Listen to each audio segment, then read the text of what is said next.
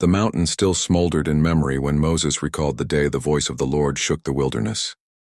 Flame and cloud had cloaked Sinai, thunder rolled through heaven.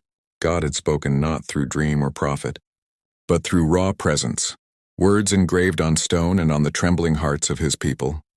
Yet awe soon turned to terror. Behold, the elder said, the Lord our God has shown us his glory and his greatness, and we have heard his voice out of the midst of the fire. But now why should we die? Deuteronomy 5:24-25. They had desired revelation, but they could not bear its weight.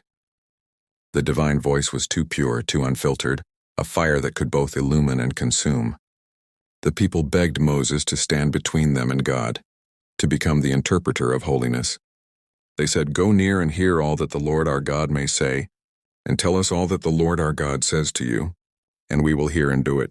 In that request lay both their weakness and their wisdom. Weakness, because fear kept them distant. Wisdom, because reverence protected them from careless familiarity. God accepted their petition.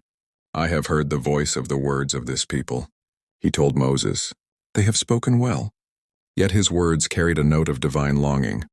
Oh, that they had such a heart in them that they would fear me and keep all my commandments, always that it might be well with them and their children forever. 5:28-29. The Creator who spoke galaxies into being was yearning not for offerings but for nearness, a love steady enough to endure prosperity, strong enough to survive forgetfulness. Moses then recounts how God commanded him to teach them the way to live once they entered the land, to walk in his paths, not turning aside to the right or the left. The commandments were not chains to bind them, but boundaries to preserve life. You shall walk in all the ways which the Lord your God has commanded you. He says that you may live and it may be well with you. 5:33. There, on the plains of Moab, the memory of fire still lingered in their faces, as though reflected in their eyes. The same fire that once terrified them now guided them. Through mediation, God's presence had become bearable. Through obedience, it would become permanent. Thus ends Moses' recounting of Horeb, not with fear but with understanding.